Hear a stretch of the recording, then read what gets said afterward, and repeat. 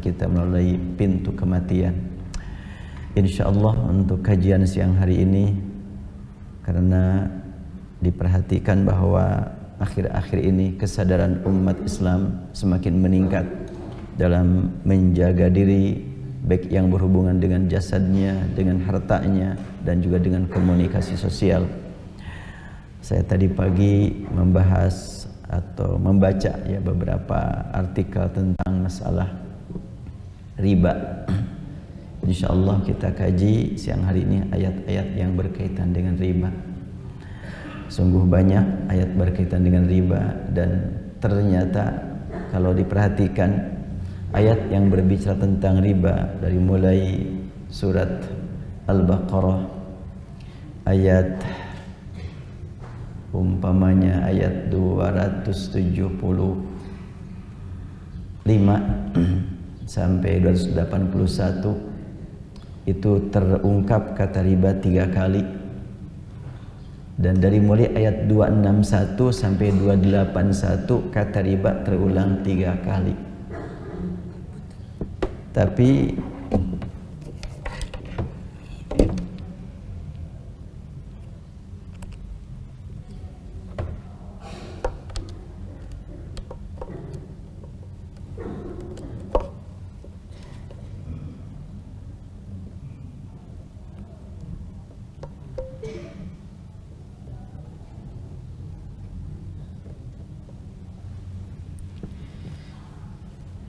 dari mulai ayat 261 sampai 281 saya temukan kata riba 3 kali, dan kata sedekah, infak, dan zakat terulang lebih dari 20 kali.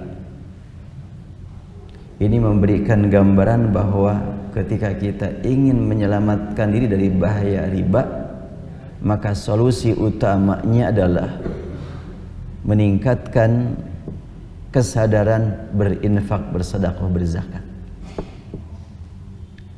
Anti riba tidak selalu identik dengan anti perbankan. Saat ini seakan-akan pembahasan tentang riba langsung arahannya kepada bank. Lebih lagi yang disebut dengan bank konvensional. Apakah sudah pasti semua bank riba? Kalau bunga, apakah semua bunga itu riba? Di zaman Rasulullah SAW lembaga perbankan belum ada. Jadi kalau kajian tentang masalah riba dihubungkan dengan bunga secara mutlak, yakin itu adalah ijtihad. Dalam kajian ayat, berkali-kali saya mendapatkan pertanyaan, Ustaz, saya kerja di bank, apakah saya harus keluar dari pekerjaan ini? Saya balik nanya, apakah Anda sebagai penanggung jawab keluarga? Ya. Punya istri? Ya sudah. Punya anak? Sudah. Ada jalan lain? Kalau meninggalkan bank, sudah ada tempat mencari nafkah di tempat yang lain? Belum ada. Ya kalau begitu, jangan langsung ngambil keputusan keluar dari tempat tersebut kemudian meninggalkan kewajiban terhadap anak dan istri. Tapi apakah bunga bank itu adalah riba ataukah tidak? Kajiannya harus lebih luas, tidak langsung otomatis. Sebab masalah perbankan ini adalah masalah baru. Di zaman Rasulullah belum ada sesuatu yang baru yang belum ada zaman Rasulullah. Rasulullah sudah mengingatkan segala yang baru. Beliau menegaskan, iyyakum wa muhdatsatil umur. Hati-hati hal-hal yang berkaitan dengan yang baru-baru ini. Kalau yang sudah terjadi pada zaman Rasul, sudah ada kepastian dari Rasulullah. Ini boleh, ini tidak boleh. Dalam hal-hal yang memang belum terjadi pada zaman Rasul atau sebelumnya, muncul belakangan, inilah yang patut kita waspadai. Waspada untuk mengambil dan waspada untuk menjatuhkan vonis. Apakah semua bunga bank konvensional itu adalah haram? Waspadai untuk berkata haram, waspada juga untuk berkata halal. Jadi harus bagaimana? Tentu berbicara tentang masalah perbankan, kita harus memposisikan diri sebagai yang meminjam dan sebagai yang meminjamkan. Jangan cuma sebagai yang meminjam, sehingga langsung menjatuhkan vonis, pokoknya seberapapun adalah riba. Ketika kita mau meminjamkan bagaimana? Apabila kita ingin menolong orang dalam keadaan terjepit, dia minjem ke sana kemari enggak bisa, dan kita ingin meminjamkan kepada dia, berapa diperlukan? Umpamanya 5 juta. Berapa lama Anda mau minjam? Ya 2 tahunan. Dalam jangka 2 tahun 5 juta nilai uang akan berubah kan ya? 2 tahun ya, uang 5 juta dalam 2 tahun akan berubah nilainya. Sekarang umpamanya kalau dibelikan ke emas berapa gram, mungkin 2 tahun ke depan enggak segitu lagi.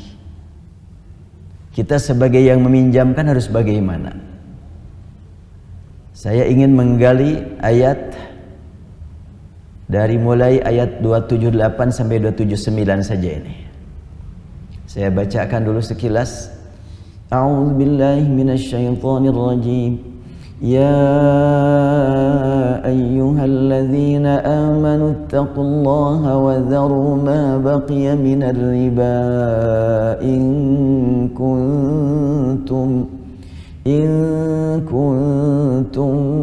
mu'minin fa in lam taf'alu fa'dhanu biharbin minallahi wa rasulih wa in tubtum falakum ru'usu amwalikum la tazlimuna wa la tuzlamun. Wahai orang yang beriman, bertakwalah kamu kepada Allah. Wa dharu ma baqiya minar riba, tinggalkanlah keuntungan-keuntungan dari riba, gak usah diambil lagi itu. In kuntum mu'minin, bila kamu beriman. Fa illam taf'alu, bila kamu masih tetap begitu, fa'dzanu biharbin minallahi wa rasulih, tunggu perang, serangan dari Allah dan Rasulnya. Wa in tubtum, dan apabila kamu bertobat, falakum ru'usu amwalikum, maka bagimu pelihara, silakan jaga modalnya. La tazlimun wa la tuzlamun, kamu jangan menzalimi yang lain dan juga jangan membiarkan diri kamu dizalimi. Nah, kalimat la tazlimun wa la tuzlamun ingin rasanya diperdalam oleh kita. Apabila kita meminjam kepada yang lain 10 juta, maunya gitu, mau 2 tahun 3 tahun, ya 10 juta saja membayar, kan gitu, karena takut riba. Apabila meminjamkan bagaimana? La tazlimun, jangan berbuat zalim dan juga jangan engkau rela-rela dizalimi. Ketika kita nolong orang dengan meminjamkan uang 10 juta, dalam jangka 2 tahun kembali uang 10 juta, ketika mau dibelikan kepada sesuatu, harganya sudah berubah. Uang rupiah begitu cepat mengalami perubahan. Harus bagaimana seperti itu? Nah, di sini nampaknya kita perlu kajian secara luas.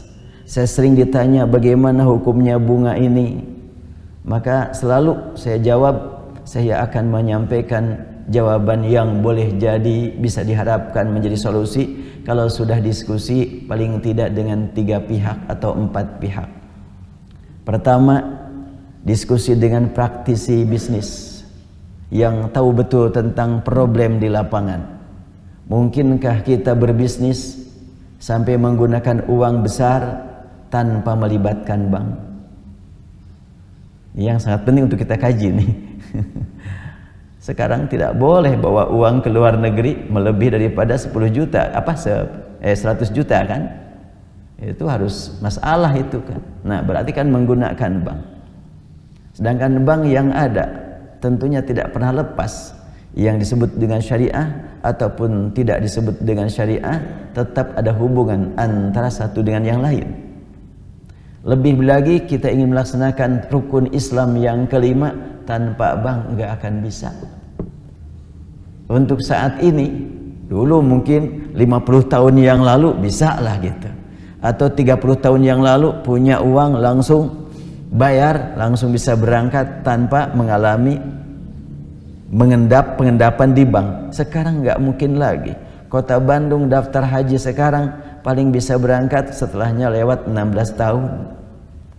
Di mana uang disimpan? Di bank.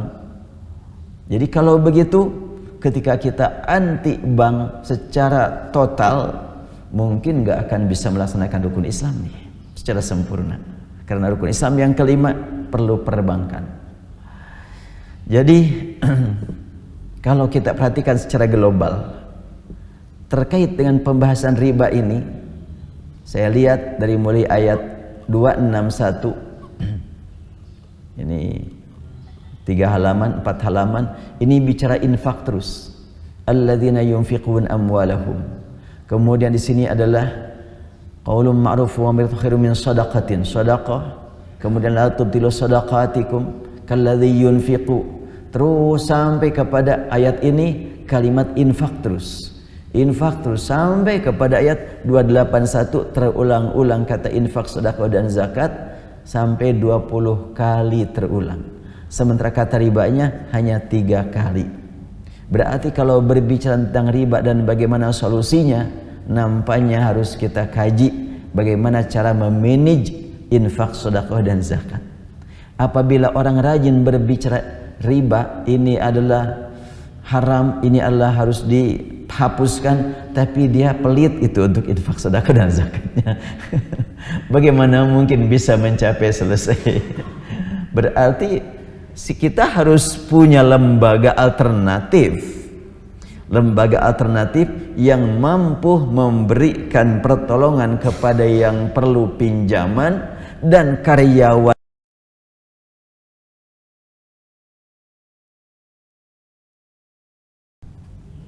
Tapi digajinya adalah dari infak, sedekah dan zakat, baru akan teratasi.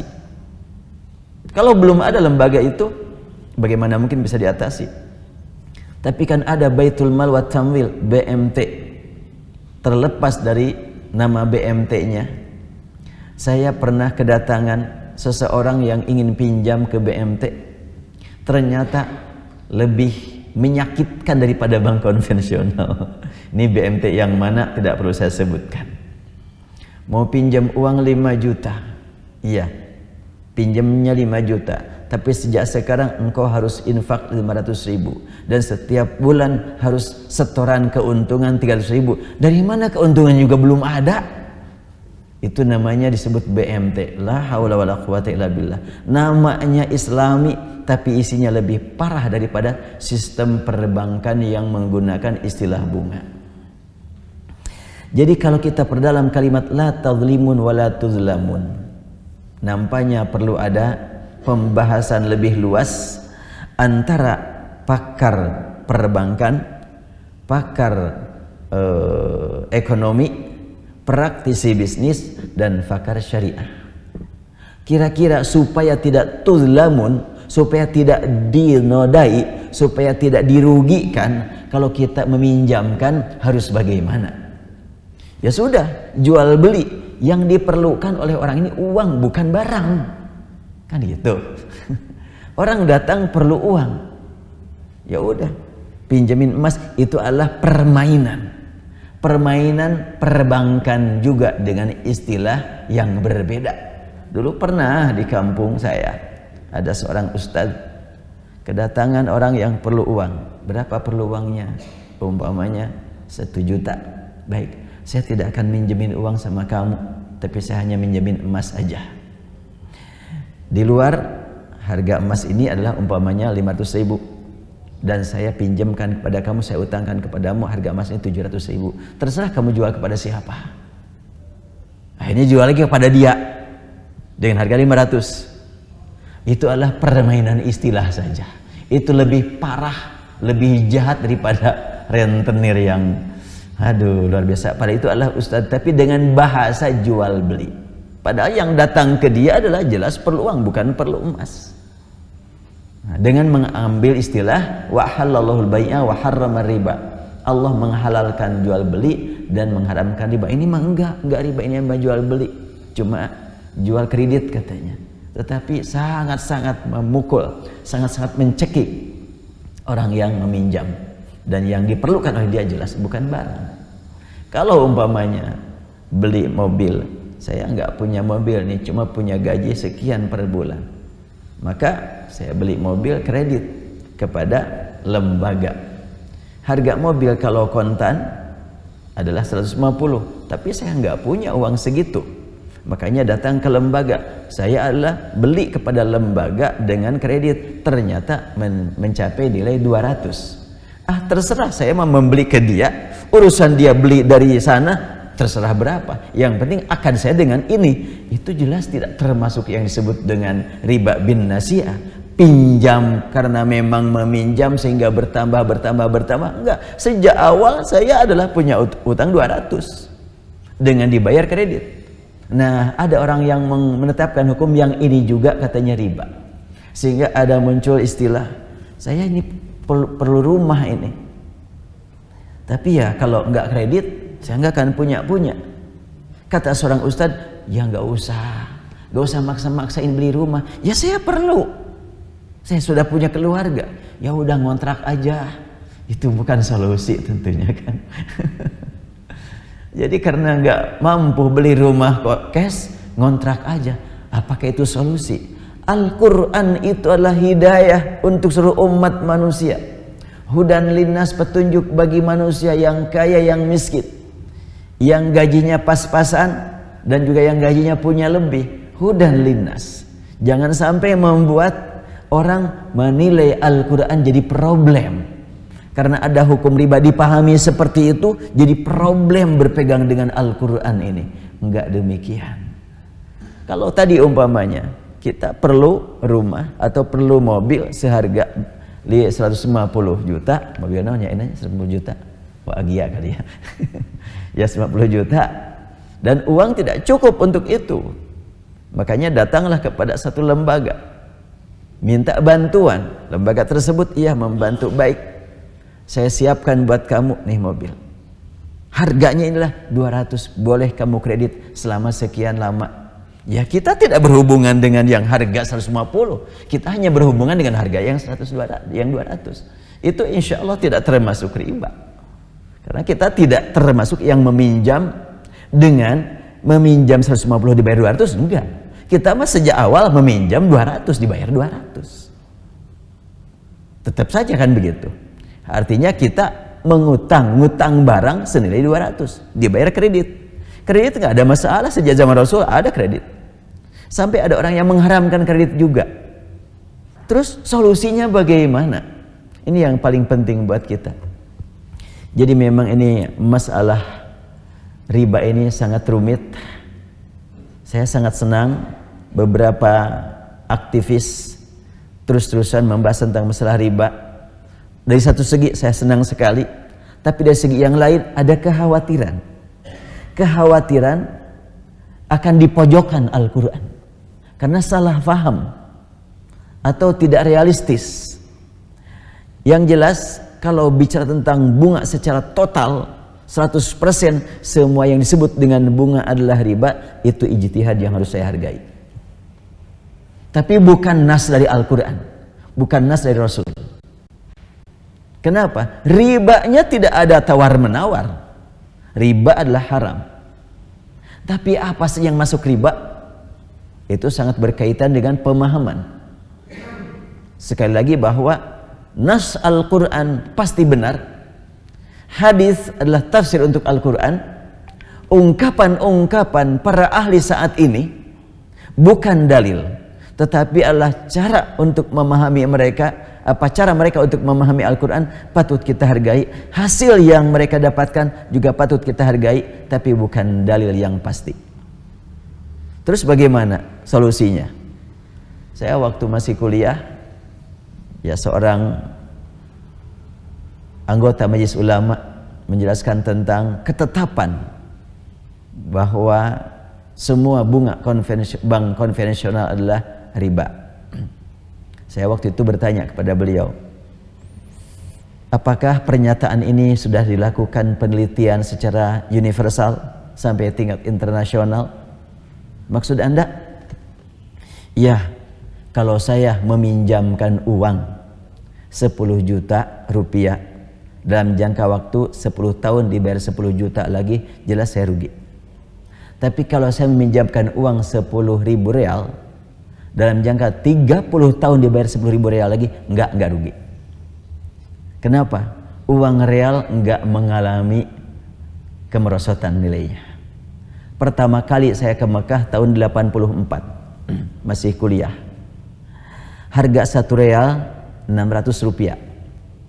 1 real dapat membeli roti untuk sarapan pagi, bisa berdua, bisa bertiga. 1 roti 1 real. Tambah bumbunya adalah 1 real lagi, 2 real, itu bisa dipakai sarapan bertiga. Berarti waktu itu 1.200. Dan sekarang 2 real senilai 8.000. Apabila dulu saya meminjamkan uang 10.000 real, sekarang dia bayar 10.000 real, masih dapat roti 10.000 roti gitu. Tapi rupiahnya bagaimana? Dulu 10.000 real berarti berapa tuh? Dirupiahkan 6 jutaan? Iya. Sekarang 10.000 real berapa? 80 juta. 10.000 real sekarang ya 40 juta. Wah, cukup berat. Jadi kalau umpamanya rupiah, jelas harus ada lah pertimbangan, karena memang rupiah tidak stabil, beda dengan real. Bahkan kemarin saya waktu pulang umroh awal Januari, jamaah ada yang nuker uang dari rupiah ke real, ternyata 1 realnya adalah 4.000 lebih. Dan ketika dari dolar ke real, 100 dolar dapat 369 real. Padahal dulu, dari sejak dahulu, itu tidak pernah 100 dolar kurang dari 370. 373, 374, 5 sampai 7. Oh, kemarin cuma 369. Berarti real naik, dolar jatuh di sana. Sementara di Indonesia, aduh luar biasa ini. Rupiah turun, nggak naik ini. Jadi dalam hal ini tentunya lagi-lagi tadi saya katakan, kalau kita berbicara tentang masalah riba, perbankan, bunga dan solusi, nampaknya harus ada pertemuan dari para ahli perbankan, pakar ekonomi, dan praktisi bisnis. Apabila dia tetapkan pokoknya enggak boleh bergaul dengan bank, kata orang yang bisnis ke luar negeri, terus mau bagaimana saya bisa membawa uang tanpa menggunakan ATM? Kan ada orang yang berkata, ini sudah sholat, sudah ngaji, tapi di kantongnya, di dompetnya masih ada ATM. Katanya, gimana itu? Katanya, emang kenapa ATM? Apakah kita anti riba, anti ATM sekaligus? Apakah seperti itu? Ya, ATM-nya ATM syariah. ATM yang digunakan di syariah juga ATM-nya berhubungan dengan masalah bank konvensional juga. Gak bisa lepas untuk di Indonesia ini. Jadi dalam hal ini nampaknya perlu pertemuan yang berkali-kali kalau kita mau membahas masalah ini. Tidak cukup 1 kali pertemuan. Dan insya Allah mungkin ke depan kita bahas ayat per ayat tentang masalah riba ini, supaya betul-betul kita juga bisa menggali pengalaman masing-masing, bagaimana pengalaman orang yang pernah terlilit utang akibat riba, dan bagaimana pengalaman orang yang ingin membantu orang lain dengan uang besar dan ternyata dia tidak mampu membayar kecuali setelahnya sekian tahun dan dibayar dengan harga yang sama, bagaimana rasanya? Tentunya kalau sekali alhamdulillah, tapi kalau menjadi lembaga tentunya tidak akan mungkin ada ya.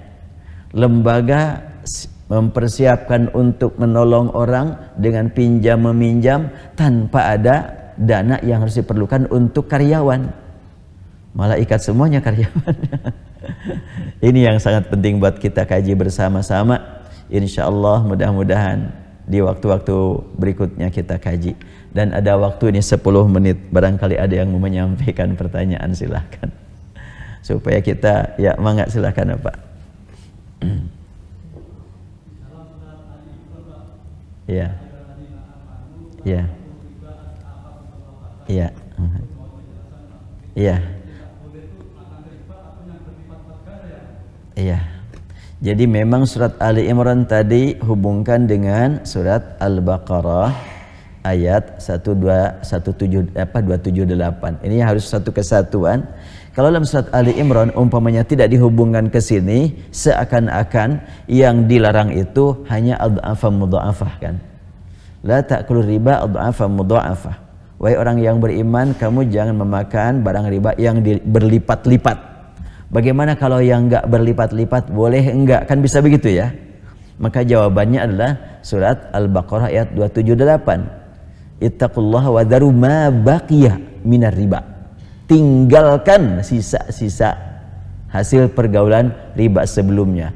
Nah, ini tentunya tidak bisa juga lepas dari makna apakah riba itu selalu identik dengan bunga? Itu aja sebetulnya. Apakah bunga konvensional selalu identik dengan riba? Ini yang perlu kajian yang lebih luas. Supaya jangan sampai Al-Quran menjadi tuduhan. Ya, pakai Al-Quran ternyata kita nggak bisa ekonomi, nggak bisa bisnis, nggak bisa minjam uang. Siapa yang akan memberikan pinjaman kepada kita tanpa bunga? Kan begitu ya. Bank syariah saja sama. Bank syariah juga meminta keuntungan, cuma diberi nama beda gitu. Diberi nama ujroh, tapi perhitungannya tidak bisa lepas dari perhitungan secara menyeluruh, secara nasional. Ya, inilah pengalaman pribadi ya. Saya tidak akan menilai negatif kepada bank syariah. Harus kita angkat syariah itu karena itu syiar Islam. Saya pernah merasa perlu untuk lembaga dakwah ini, bukan untuk hidup di luar kemampuan, tapi untuk lembaga dakwah. Saya membeli ruko untuk kantor dakwah. Sekarang juga sampai alhamdulillah sudah berkembang. Harga ruko tersebut tahun 2010 harganya 700 juta. Dan saya punya uang hanya 300. Untuk proses perlu uang 50 juta. Jadi yang bisa diberikan kepada penjual cuma 250. Saya masih perlu uang 450. Maka saya berhubungan dengan bank syariah. Akhirnya jadilah transaksi dengan bank syariah, pinjam uang 450 juta. Tapi bahasanya enggak pinjam, tapi bank syariah membeli ruko kan gitu. Kemudian dijual kepada saya kredit. Tapi sebetulnya praktiknya ya masa gitu saya beli sebahagian dan sebagian lagi dibeli oleh bank, kemudian dijual kepada saya kredit. Ya, itu kan hanya permainan akad saja itu. Sudah 3 tahun saya membayar kepada bank syariah per bulan 7.850 per bulan untuk dibayar selama 10 tahun. Dapat dibayangkan berapa itu? Hampir 8 juta per bulan untuk 10 tahun. Ya, 8 kali 120 lah. Berapa harga? Yang saya pinjam cuma 450. Ini bank syariah. Rasanya cukup berat buat saya ini. Sudah dipakai belum 3 tahun lah, 2 tahun lebih lah, tapi hampir 3 tahun. Ternyata saya tanya ke bank, berapa lagi utang saya? 360 juta lagi. Aduh, belum nyampe 100 juta saya bayar 3 tahun itu. 360 juta lagi. Akhirnya saya minta bertemu dengan bank konvensional. Komunikasi dengan bank konvensional. Saya bilang kalau take over nih, apa yang harus saya lakukan? Oh, bisa. Bapak bisa kami kasih pinjaman 500 juta. Yang saya perlukan sebenarnya cuma 360. Iya, tapi ini adalah peraturan kami, gak bisa meminjamkan 360, tapi harus meminjamkannya 500 saja. Terus sisanya buat apa? Ya terserah Bapak, mau dipakai apa. Baik. Itu kalau saya minjam 500 juta. Bayar per bulannya berapa?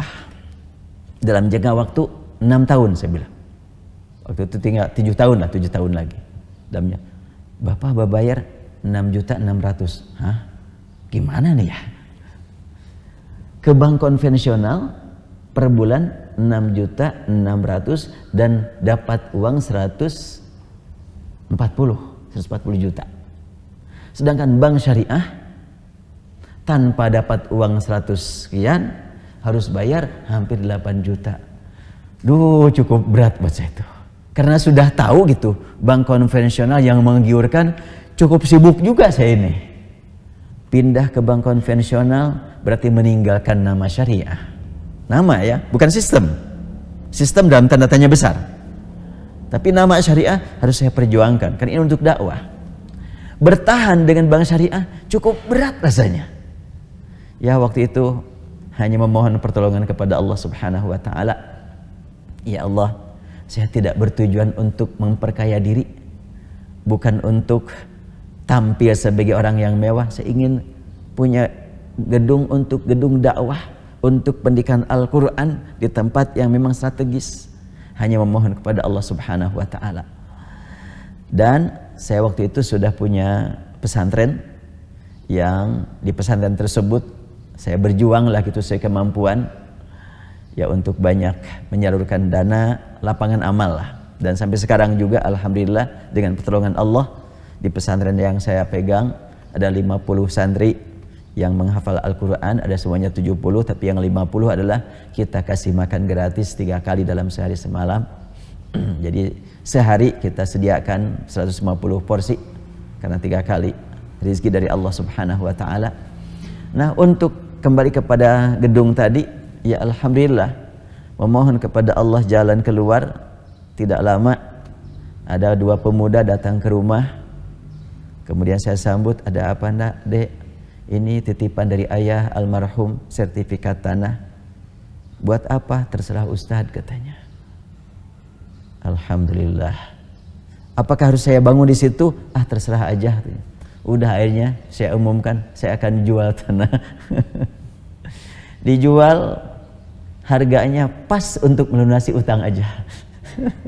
Enggak ada sisa 1 rupiah pun. Jadi laku 400. Kemudian proses dengan notaris sekitar 40-an, ya udah terpenuhilah 360 itu terlunasi. Nah, sejak itu tidak lagi saya punya utang ke bank yang berkaitan dengan masalah tadi, mau disebut ujroh atau mau disebut bank apa bunga, terserahlah. Yang penting solusi dari Allah seperti itu.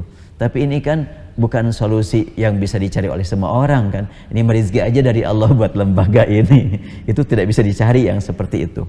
Yang patut saya ambil pelajaran bahwa antara yang disebut dengan konvensional ataupun dengan syariah memang sangat erat hubungannya.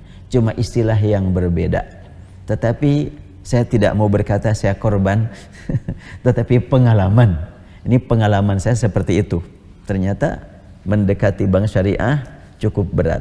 Mendekati konvensional berat secara akidah, secara duit tidak berat gitu. Tapi secara perasaan, secara ruhiyah cukup berat.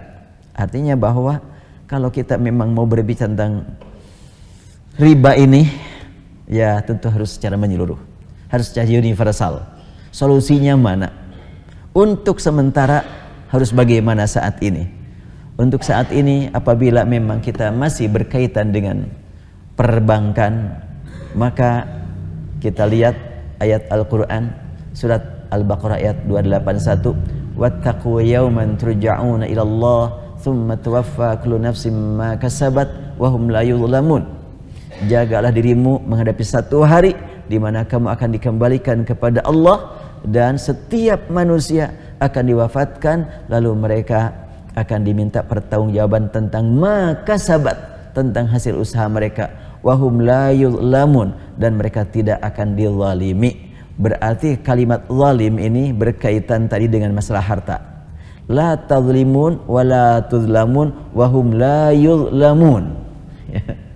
Ini kalimat la tazlimun, kamu jangan menzalimi, kamu juga jangan siap-siap dizalimi, jangan mau dizalimi.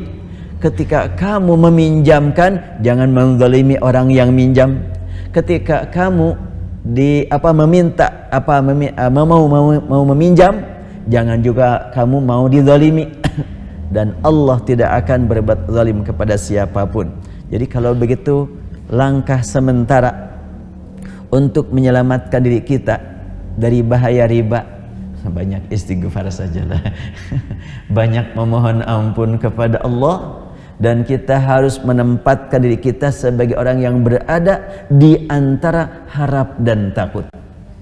Wattaqu, jaga dirimu, takuti hari yang pasti akan kita alami, dan kita jangan sampai putus asa. Allah Maha Pengampun, Allah Maha Penyayang, Allah Maha tahu kondisi sekarang di Indonesia berbeda dengan di Mekah. Sampai saat ini berbeda. Berarti masalah riba berkaitan dengan rupiah, tentunya bahasannya tidak bisa dipaskan sama dengan masalah riba yang berkaitan dengan real. Ini nampaknya harus dikaji lebih dalam ini. Sebab kalau real enggak pernah mengalami inflasi. Sedangkan rupiah sahabatnya inflasi ini. Real ini subhanallah bahkan sekarang naik harga real.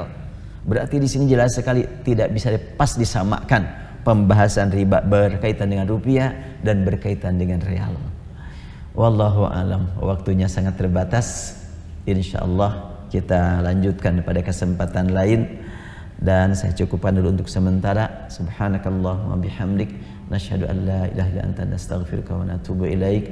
Rabbana atina fid dunya hasanah wa fil akhirati hasanah wa qina adzabannar. Walhamdulillahi rabbil alamin. Assalamualaikum warahmatullahi